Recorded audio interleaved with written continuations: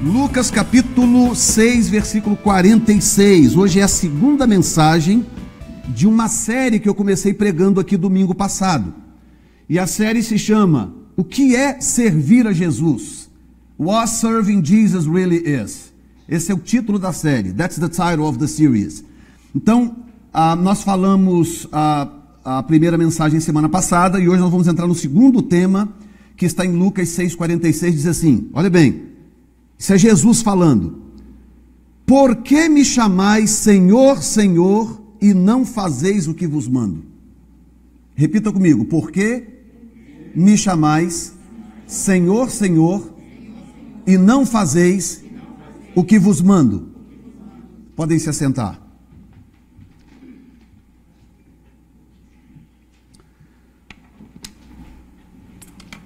Bom, estas mensagens que eu comecei a pregar semana passada,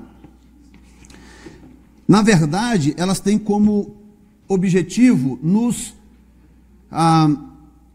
orientar biblicamente a respeito do que é, afinal de contas, servir a Jesus. Pastor, mas isso é tão óbvio. Óbvio para você que já tem uma maturidade cristã e espiritual. Glória a Deus que é óbvio para você. Mas tem gente que às vezes vem para dentro das igrejas, entram nas igrejas, e elas não têm a menor noção de como elas devem viver ou se comportar para servir a Deus. Será que servir a Deus é só procurar uma igreja, se filiar a ela e frequentar os cultos semanalmente? Isso é servir a Deus, sim ou não? Não. Então o que é servir a Jesus, afinal de contas? Como eu devo viver ou como eu devo fazer para servir a Jesus? What am I supposed to do, para aqueles que preferem inglês, what am I supposed to do to really serve Jesus? Para servi-lo. Então esta é a série que nós estamos falando. O que é servir a Jesus? Ok?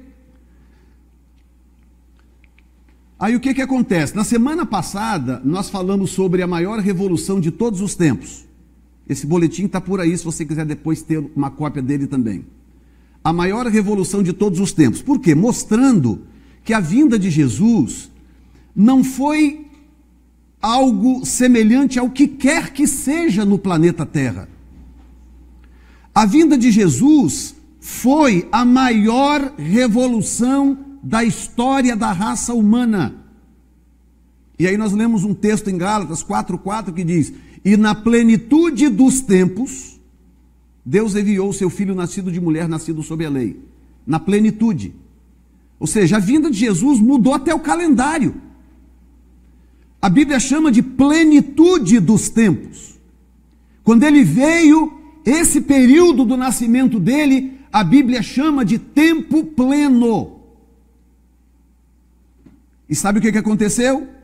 Depois, eles tiveram que reformular o calendário. Então nós temos um calendário que conta regressivamente até Jesus, e temos um calendário gregoriano agora, que conta progressivamente a partir de Jesus. Por isso que nós estamos no ano 2017, significa que tem mais ou menos 2017 anos que Jesus nasceu. Ele mudou a história. Então a primeira mensagem foi sobre isto. O ponto 1 foi, Jesus veio enviado do Pai, ele não veio de qualquer lugar, ele não nasceu por meios convencionais, Maria engravidou pelo Espírito e deu à luz a esse ser extraordinário que nós sabemos que é Yeshua, Jesus, e falamos sobre as responsabilidades de quem serve a Jesus. Servir Jesus não é só surfar nas ondas, servir Jesus tem responsabilidades, e falamos sobre os privilégios de servir a Jesus. Semana passada. O que nós queremos falar hoje? Queremos falar sobre esse texto que acabamos de ler. Por que me chamais Senhor, Senhor, se não fazeis o que vos mando? E aí o tema é, por que me chamais Senhor? Agora pergunta para você mesmo, intimamente, não precisa responder para mim, ninguém precisa saber, isso é a sua intimidade com Deus. Pergunta para você mesmo, por que eu chamo Jesus de Senhor? Pergunte isso para você. E aí você vai, ao longo da caminhada desta mensagem, você vai checar no seu coração se você está chamando Ele de Senhor porque Ele é realmente o seu Senhor, ou se você está chamando Ele de Senhor porque você acostumou a chamá-lo de Senhor. Então a pergunta dele em Lucas é exatamente isso. Por que você me chama Senhor, Senhor, se você não faz o que eu te digo? Porque os judeus se aproximavam dele e diziam Rabi, Rabino ou Rabone em aramaico, Rabi em hebraico, e chamavam ele o Kurios, que é Senhor em grego, que é onde foi o texto que foi ali, o que foi escrito no Novo Testamento. Rabino, Rabino, Senhor, Senhor. Aí ele parou e falou assim, eu não estou entendendo por que vocês estão me chamando de Senhor. Por que vocês me chamam de Senhor se vocês não fazem o que eu digo para vocês fazerem? Why you call me Lord if you don't do what I'm telling you to do? Por que está me chamando de Senhor? Primeira coisa que eu quero ver com vocês é exatamente isto. Como que eu posso saber que Jesus é meu Senhor? How can I know? Or how to know if Jesus is really my Lord? Como que eu posso saber que Ele é de fato o meu Senhor? Quais são as evidências bíblicas que eu preciso encontrar em mim para que eu tenha certeza de que Jesus é de fato o meu Senhor?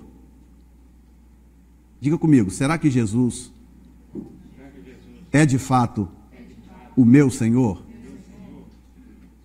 Então é você que vai responder para você mesmo, tá? A primeira coisa que nós queremos ver, como que eu posso saber se Ele é realmente meu Senhor? Primeiro, a palavra dele é sempre final para você? Is His word always final to me? A palavra dele é sempre final para mim? Porque se a palavra dele não é final para mim, esse é um sinal negativo. Significa que o senhorio dele sobre a minha vida não é absoluto. E eu não posso ter um quase senhorio. Aí eu volto de novo para o texto de origem.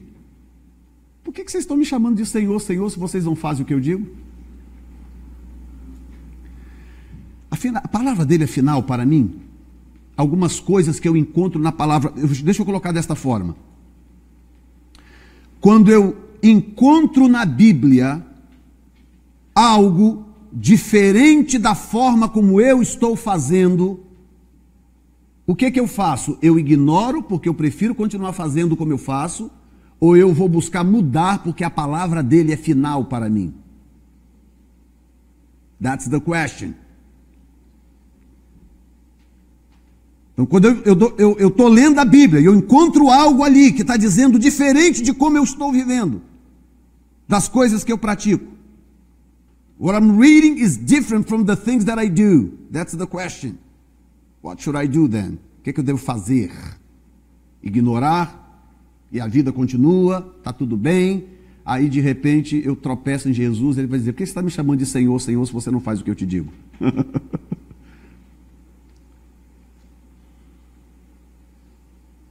Você vai ver, inclusive, na conclusão aí, lá no final tem uma conclusão escrita, que eu coloco a palavra kurios no grego, kurios, que é a palavra usada no grego para Senhor. E como o Novo Testamento foi escrito em grego, então o que Jesus está dizendo é, por que você me chama kurios, kurios, se você não faz o que eu te digo? E aí, depois você olha lá no final, você vai ver o que significa kurios no grego. Não é Senhor no sentido, como é que está o Senhor, tudo bem? Quando você conhece alguém, chama de Senhor por respeito. Sabe aquele, tudo bem com o Senhor? Não é esse Senhor.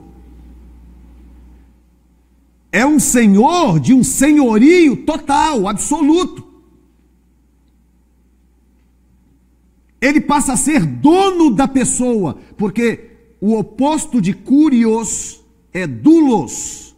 Duas palavras gregas. Kurios é senhor e doulos é servo. Só que doulos, escute bem, era a palavra usada para aqueles escravos que recebiam aquela marca quente do dono. Quando o cara rico comprava lá 10 escravos, sabe qual é a primeira coisa que ele fazia? Ia lá, esquentava o ferro quente. Terrível, né? Mas é verdade. No Brasil aconteceu isso, vocês sabem. Aqui nesse país aconteceu isso. Esquentava lá o ferro quente com a marca do dono, e ele vinha normalmente aqui no braço, nessa região aqui, ou então em cima, aqui na palma, nas costas da mão. E aí vinha com aquele ferro quente e marcava. Aquela marca que era chamada de estigma, a marca chamava estigma, era o que garantia o senhorio daquele curios sobre aquele doulos, que era o escravo. Aí se você abrir as cartas de Paulo, a maioria delas, Paulo começa assim: Paulo, vírgula, servo do Senhor Jesus Cristo. Se você olhar no grego, a palavra ali é doulos. Paulo, vírgula, doulos do Senhor Jesus Cristo. O que ele está dizendo? Ele está dizendo: eu sou dele, ele me comprou, ele é meu dono, eu pertenço a ele, estou marcado por ele, não tem volta. Não tem volta, eu tenho a marca dele. Doulos. Então quando ele fala, a palavra dele é final para mim. Quando ele fala tem que ser final. Olha bem o que diz a palavra de Deus, João 17:17. Santifica-te na verdade, a tua palavra é quase a verdade. Hã? A tua palavra é a verdade. Sanctify them by your truth. Your word is the truth. É a verdade. Não é uma verdade, parte da verdade, um pedaço da verdade. Não, a tua palavra, diga comigo, é a verdade. Então, quando eu me deparo com algo na Bíblia que se choca com aquilo que eu sou, com o que eu penso e com o que eu faço, quem é que tem que mudar? A Bíblia ou eu? Claro. Porque eu estou chamando ele, é eu que o chamo de Senhor. Não é ele que me chama Senhor Jefferson. Não, eu é que o chamo Senhor Jesus. Portanto, eu tenho que viver pela sua palavra. Digam graças a Deus. Como que eu posso saber que ele é o meu Senhor? Número 2, eu me dedico a servi-lo com amor. Am I serving him with a loving heart? Eu me dedico a servi-lo com amor? O que você acha que é servir uma pessoa? Quem aqui limpa casa de alguém, ou já trabalhou com isso, enfim. Quando você vai limpar a casa da pessoa, você faz do seu jeito ou você faz do jeito que a pessoa quer? Olha, e se você der na telha, eu vou fazer do meu jeito hoje. Não vou vequear, só vou tirar pó, eu vou deixar essa cama desarrumada. Hoje eu não estou com vontade, hoje eu vou fazer do meu jeito. O que acontece 3 vezes depois que você fizer isso?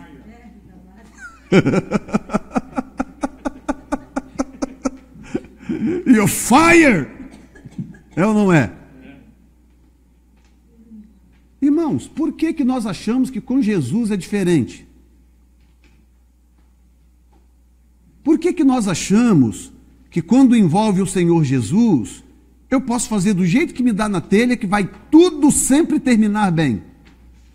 Já pararam para pensar nisso? Que tem gente que é assim, eu não estou dizendo que você é assim, eu não conheço a sua vida. Eu estou mostrando para você, biblicamente, o risco que é chamar Jesus de Senhor, sem que Ele realmente seja meu Senhor. Am I serving Him with a loving heart? Estou servindo Ele do jeito que eu devo servir, com amor. O que é com amor? Está sempre pronto, sempre disposto. Servir a Ele é servir o seu povo, é servir a igreja, é servir a comunidade, é servir o meu bairro, a minha cidade, é servir a minha família, é servir as pessoas que eu digo que amo. Será que eu estou servindo a Ele? São perguntas que você vai responder para você. Será que eu estou servindo a Ele realmente com amor? Eu tenho prazer de fazer as coisas para Jesus? Com prioridade? Onde é que está Jesus na sua lista de prioridades? Seja franco com você mesmo. Aonde que Jesus está na sua listinha de prioridades? Pensa nisso. Em terceiro lugar, tem um texto bíblico, Lucas 16, 13. Nenhum servo pode servir a dois senhores, porque ou há de aborrecer a um e amar o outro, ou se há de chegar a um e desprezar o outro. Olha o que Jesus está dizendo. Ele está dizendo, não dá para você ter dois senhores, ou sou eu, ou something else. Não dá para você ficar dividido entre dois. Eu não sei se eu sirvo Jesus, se eu sirvo dinheiro, eu não sei se eu sirvo Jesus, ou se eu sirvo o fulano de tal, se eu sirvo Jesus, ou se eu sirvo a mim mesmo, porque às vezes o maior concorrente de Jesus sou eu mesmo. O problema às vezes não é uma pessoa de fora, ou às vezes a pessoa às vezes não é avarento, o problema dela não é dinheiro, o problema às vezes é ela própria, ela que concorre com Jesus, que quando a coisa chega desafia a vontade dela, é aí que o perigo acontece, quando ela se indispõe, digamos assim, a ceder a sua vontade por amor a Deus. Tem alguém me acompanhando aqui ainda? Então ele está dizendo, não dá para servir a dois senhores. Forget about it. You can't serve two lords. You can't. Não tem como. Tá? Então, terceiro lugar, como é que eu sei se Jesus é meu Senhor? Eu me compadeço das almas perdidas. As almas perdidas me afligem, elas me afetam. Do I have compassion for the lost souls? Por que é importante isto? Olha o que diz Mateus 9,36. E vendo a multidão, isso é Jesus, teve o quê? Pequena, mais ou menos, média compaixão? Grande compaixão deles, olha bem, porque andavam desgarrados e errantes como ovelhas que não têm pastor. Agora, imagine bem, o homem mais santo da terra, o único homem que foi 100% santo sobre a terra, o único homem que nunca errou, o único homem que tem e tinha todo o poder, autoridade de direito de condenar quem ele quisesse. Conhece aquelas pessoas que gostam de julgar o outro e condenar o outro? Você não deve conhecer porque em Framingham não tem, mas por aí afora tem muito. Aquelas pessoas que gostam de apontar o dedo para o outro, que fulano é isso, ciclano é aquilo, Beltrano faz assim, assado, eu não gosto desse jeito, daquele jeito, sabe? Imagine se Jesus fosse igual gente assim, Jesus sendo perfeito, retíssimo em santidade. Você sabe o que ele fazia com o pecador? Sabe o que ele fazia? Amava o pecador. Amava. Vendo a multidão, teve grande compaixão deles. Grande. Aquela compaixão que o seu peito dói, sabe? Que a sua alma sente. Quem está percebendo que o planeta Terra está em agonia? Quem está percebendo isso? Vocês estão percebendo isso? Desde mais para frente nós vamos falar um pouco aqui sobre escatologia, sobre a volta de Jesus, nós vamos falar um pouco sobre isso para você se entender o que está acontecendo. Desde das tétrades, que são aquelas 4 luas de sangue que aconteceram há um ano atrás, 1 ano e meio atrás, de lá para cá nós tivemos 2 eclipses. Tudo coisas que a Bíblia aponta como sinal da vinda de Jesus. E agora nós temos o planeta Terra em agonia. Olha só, deixa eu te falar, o Harvey mal acabou de passar. Eu não sei aqui quantos estiveram em Houston. Eu já estive em Houston umas 4, 5 vezes. É uma das cidades mais lindas dos Estados Unidos. Eu quase fui morar em Houston. Quase. Foi por uma beiradinha desse tamanho assim que eu não mudei para Houston. Há 2 anos atrás, mais ou menos. Eu encantei com a cidade de um jeito, eu queria morar em Houston. Uma das cidades mais lindas dos Estados Unidos. Houston, no Texas. Está destruída. Destruída. Eles estão calculando em torno de 180 bilhões de dólares para recuperar parcialmente a cidade. Bom para companhia de pintura, viu, Cris? Companhia de pintura em Houston agora vai fazer a festa. O Harvey mal acabou de passar, já está o Irma, devastando a Flórida. E só não foi pior, porque muito clamor, muita oração, ele entrou dentro da Flórida categoria 2. Mas se ele entra categoria 4, como eles estavam prevendo, eles iam levar anos para reconstruir aquela Flórida. E eu não sei quantos aqui já estiveram dentro de um furacão. Eu já estive no Irma. Não sei se vocês lembram, há uns, 8, 9 anos atrás, o furacão Irma. Eu estava lá na Flórida quando ele passou, categoria 3. É uma experiência que eu não quero ter nunca mais na vida. Eu espero que ninguém nunca tenha uma experiência dessa na vida. Você não tem aonde se esconder, você está dentro de casa e a casa não te protege. Você não sabe se a casa vai ficar em pé. É uma experiência devastadora. Só que o Irma nem acabou de passar, já tem 3 furacões no Atlântico formados.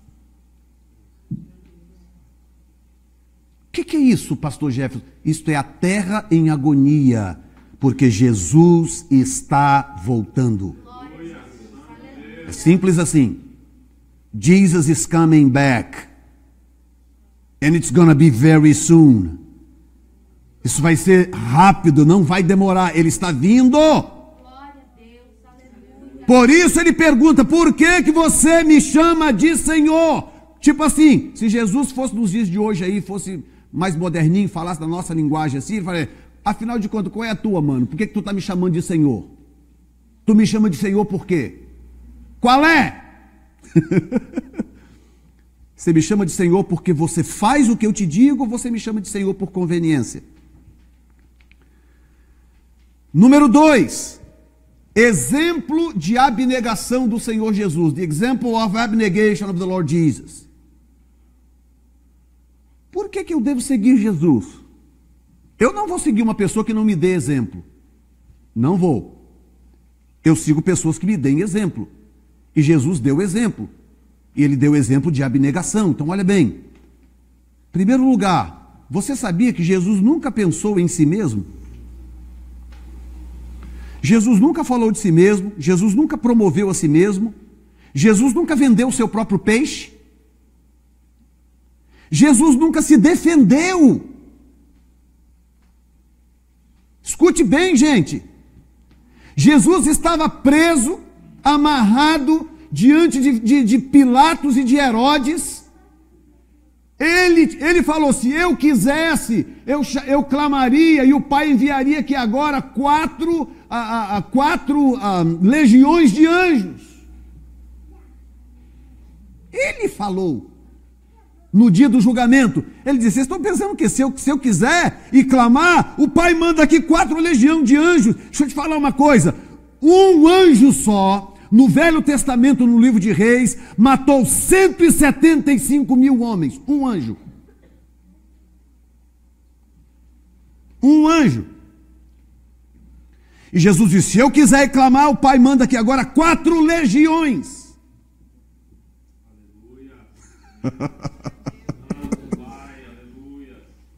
No Apocalipse tem um anjo que ele é tão grande que ele põe um pé no sol e outro pé na terra. Está lá no Apocalipse, leia lá, capítulo 11 do Apocalipse, capítulo 15 do Apocalipse, se não me engano. Ele é tão grande o anjo que ele põe um pé no sol e põe o outro pé no planeta Terra. E Jesus está dizendo, se eu clamar, o Pai manda, hein? 4 legiões de anjos aqui. Agora pense, cada legião tem 1000 anjos. Alguns dizem 10.000, mas o que tudo indica, 1000 anjos. Cada legião, ele está falando de 4 legiões, 4.000 anjos. No dia do julgamento, se eu clamar, ele manda. Por que ele não clamou? Porque ele nunca pensava em si mesmo. Jesus estava sempre pensando no outro. Será que isso é um exemplo a ser seguido, sim ou não?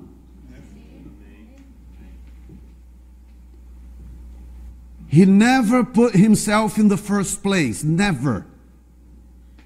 He always thinking about you, about the world, a teu respeito, a respeito do mundo, a respeito da família, a respeito da nação de Israel, a respeito do outro, do outro e do outro.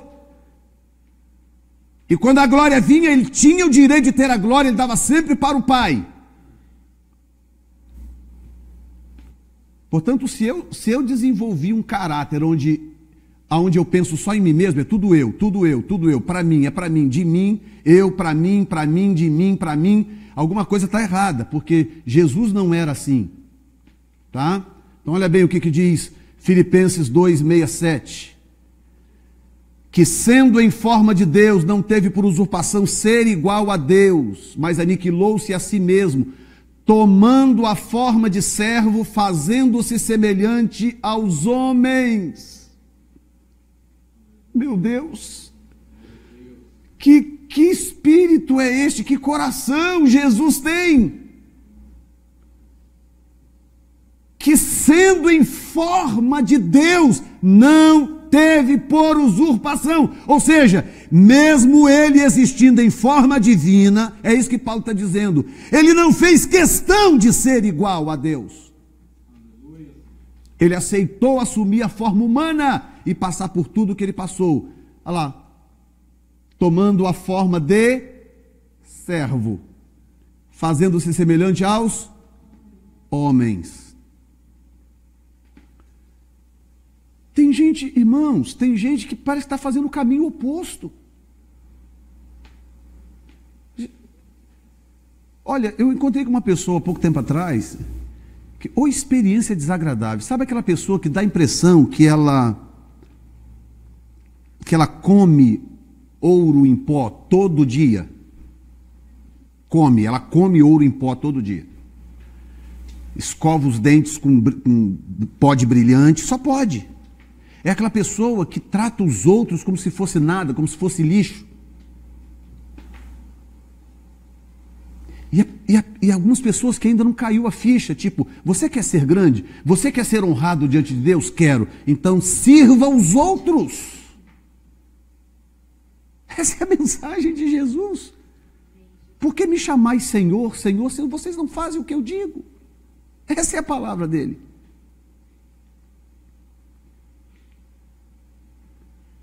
Segunda coisa, estamos falando do exemplo de abnegação de Jesus. A sua força motriz sempre foi o amor.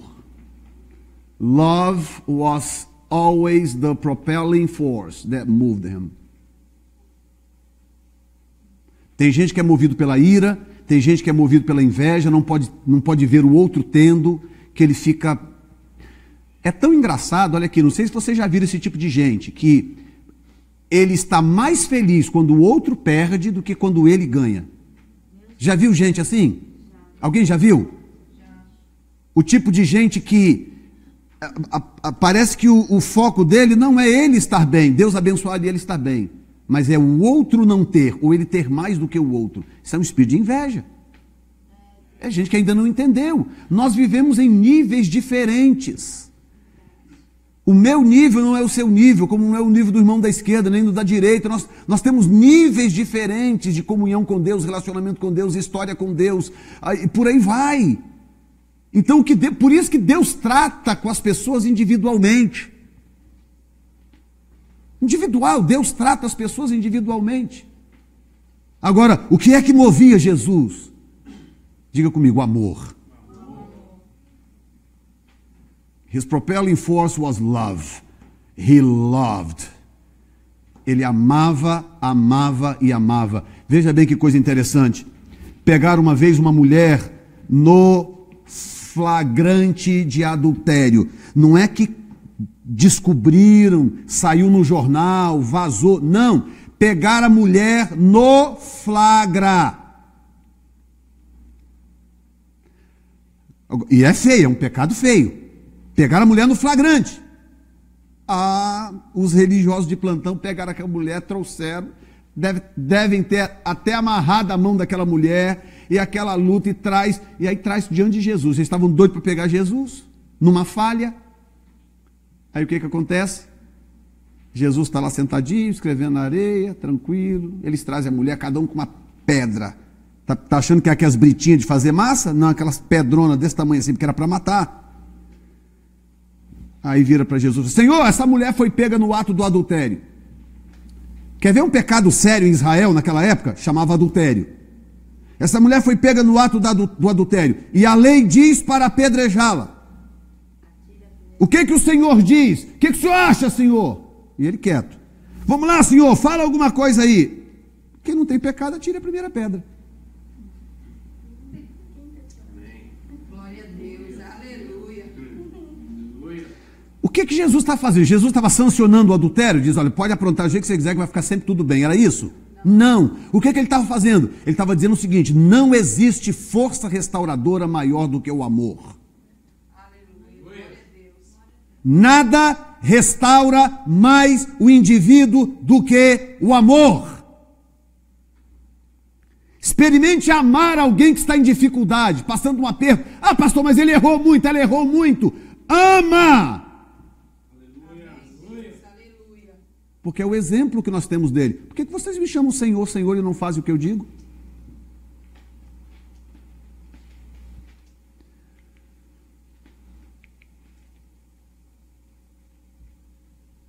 Olha bem,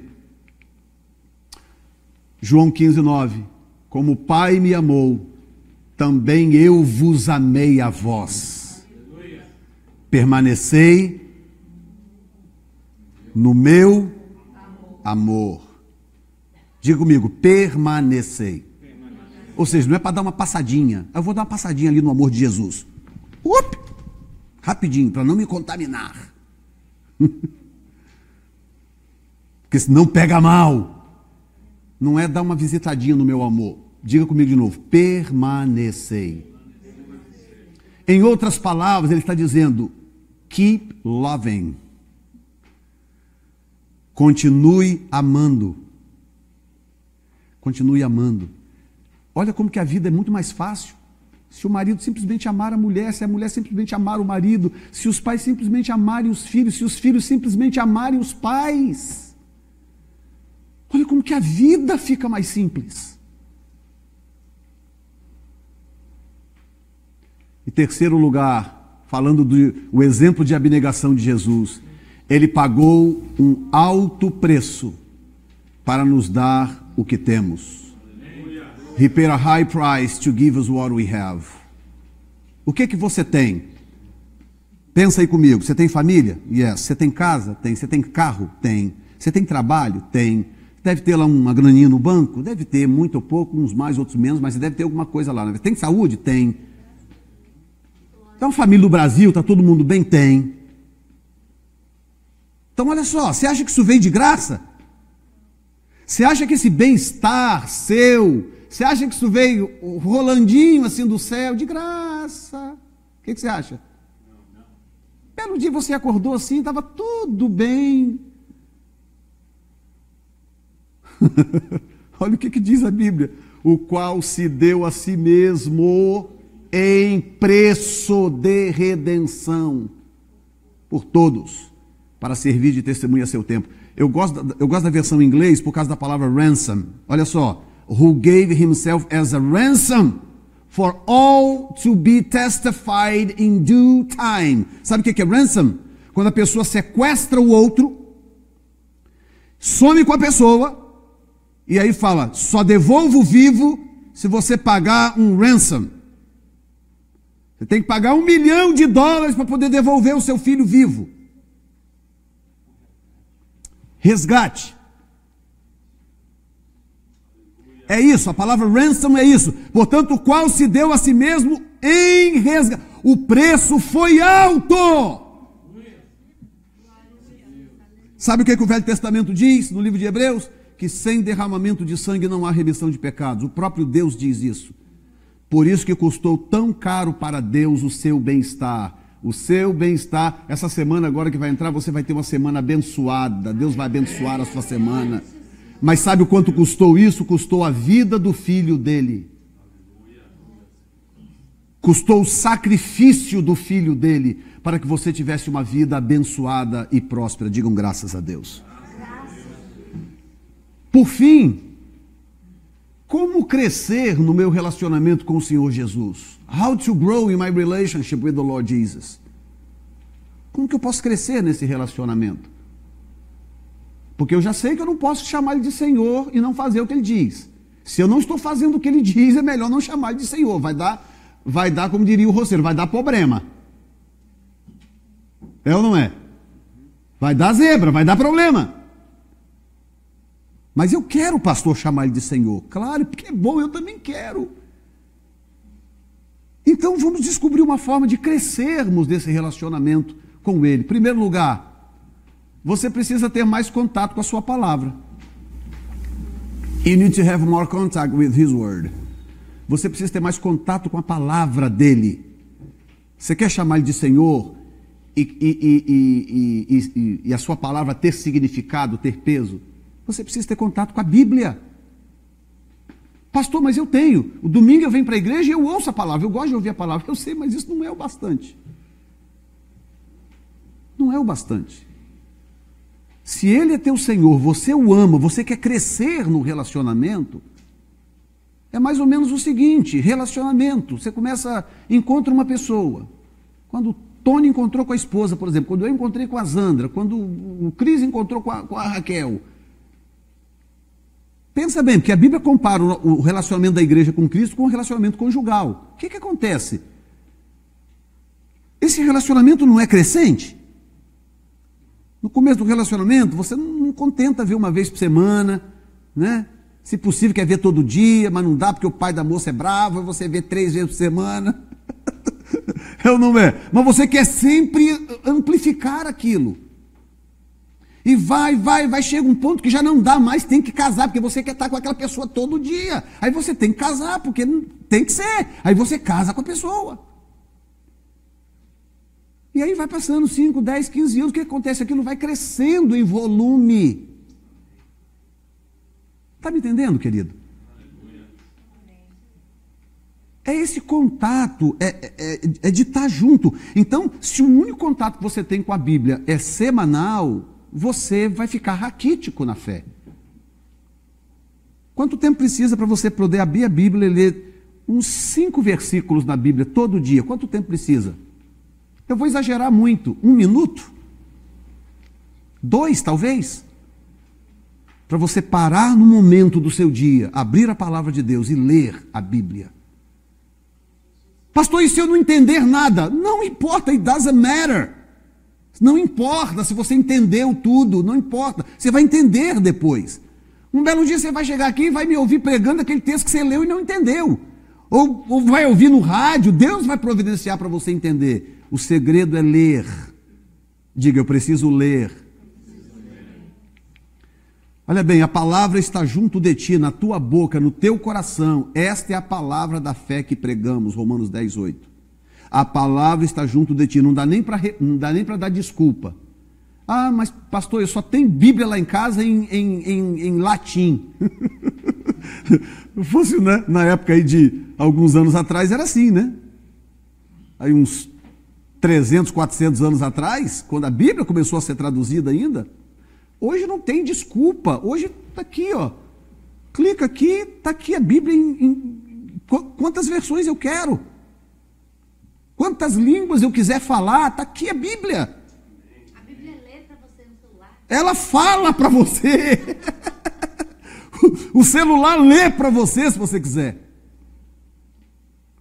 Ah, pastor, sabe o que é? Eu trabalho muito e tal, então não dá que eu chegue em casa. Não tem desculpa. Você tem break de almoço? Tem. Pega o seu celular, leia 3, 4, 5 versículos e diga, Senhor, obrigado pela tua palavra. Amém. Obrigado, Senhor. Leia um trechinho da palavra. O que fazer para crescer no meu relacionamento com Jesus? Você precisa buscá-lo mais em oração. You need to seek him more in prayer. Olha bem, Mateus 26, 40. Lembra quando Jesus foi para o Getsemane orar? Ele estava em agonia. Aí ele orava, voltava, os discípulos estavam dormindo. Aí, escute bem, aí ele volta e diz, voltando, os seus discípulos achou-os adormecidos. E disse a Pedro, então nem uma hora pudesses orar comigo? Diga comigo, nem uma hora? Mais uma vez, diga, nem uma hora? Michael, vou descer aqui, ó, baixa a câmera. Olha aqui, olhem para mim. Eu quero que você se ponha agora no lugar de Jesus. O dia tem 24 horas, a semana tem 7 dias. Se alguém é bom aí de matemática, multiplica aí 24 por 7. Ou seja, você tem uma semana inteira. Aí Jesus vem e fala assim: você não tem nem uma hora na sua semana? 168 horas. Olha bem, ele te dá 168 horas. Quantos sabem que se Jesus quiser desligar a sua maquininha, hoje à noite ele desliga? Quantos sabem disso? Amém. Que ele desliga a nossa maquininha a hora que ele quiser. Pastor amigo meu, muito querido, foi embora para o Brasil, morou aqui 16 anos, foi embora para o Brasil. A esposa dele, muito amada, muito querida, amiga, era professora de português, me deu aula de português muitas vezes e tal. Pessoa muito querida. Foi para o Brasil.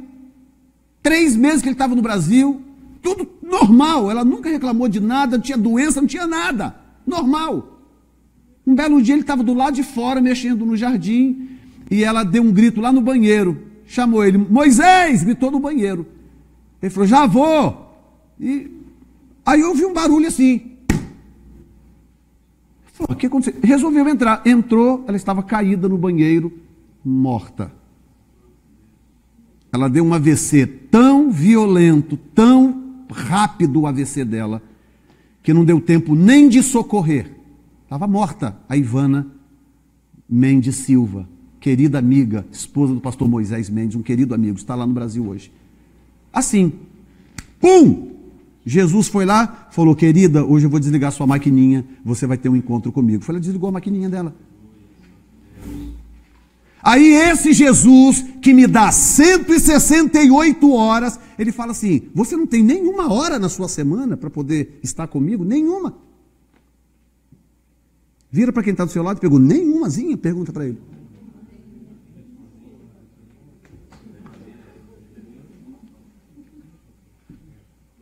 Então nós temos oração aqui na igreja todo sábado. Sabe quanto dura a oração? 1 hora. Pastor, porque sábado eu gosto de fazer as coisas. Você acha que eu não gosto? Você acha que a DG e o dono também não gostam? Gostam. E nós fazemos. Chego aqui às 7, oramos até às 8. Depois das 8, vou para o restaurante com as Andas, vamos passear, vamos bater um papo. A noite é uma criança, tem muita coisa para se fazer. Mas será que eu não posso orar 1 hora com ele? Ele está dizendo, você não tem 1 hora na sua semana? Leia lá, não sou eu que estou falando não, olha ali.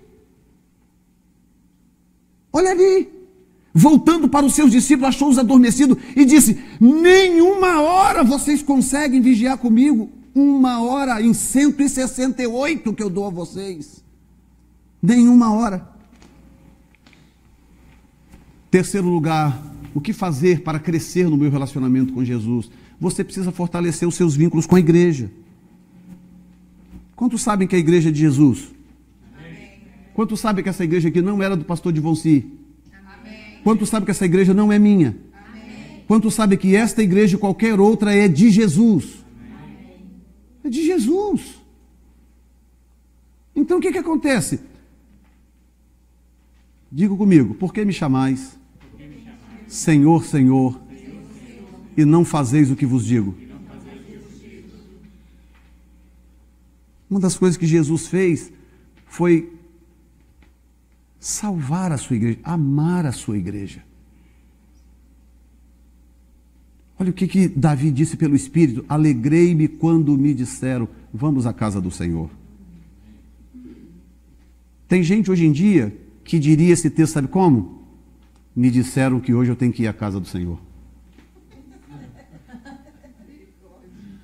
Ou então, vou ter que ir de novo hoje à casa do Senhor. Aí Davi diz assim, alegrei-me quando me disseram, vamos à casa do Senhor, é hoje. É mais ou menos o seguinte, você olha só, uma semana inteira de luta, não é? Eu sei que você enfrenta lutas diversas, é ou não é? Nós temos 2 dias para estarmos na casa do Senhor, temos 1 hora de oração no sábado e temos um culto de 2 horas no domingo. O que acontece? Quando o senhorio dele enche a sua vida, você fica na expectativa. Alegrei-me quando me disseram, é hoje, vamos à casa do Senhor.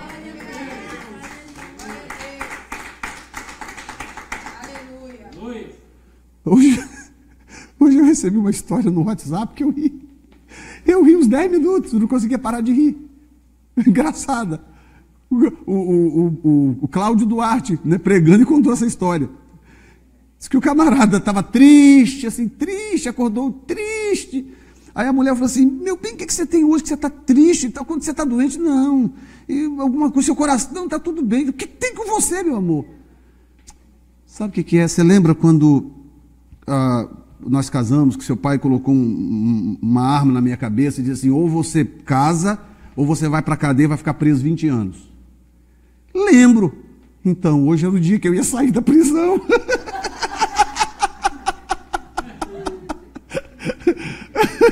Ele disse: agora eu estou com prisão perpétua.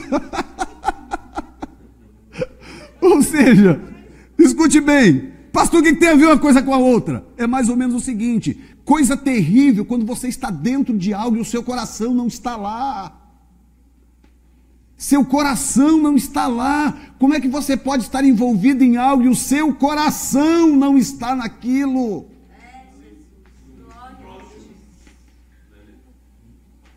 E sabe quando vem o aperto, Irmãos, eu vou dizer uma coisa para vocês, olha aqui. Sabe como que você descobre que você não tem aptidão para ser Jesus? Eu descobri que eu não tenho aptidão para ser Jesus. Eu não tenho. Ainda bem que Jesus não é eu.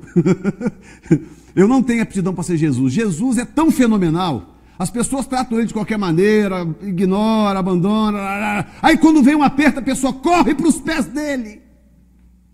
É ou não é? Aí agora pensa o seguinte: imagine na hora da sua dor, se as pessoas tratarem oração do jeito que você trata a oração. Pense nisso.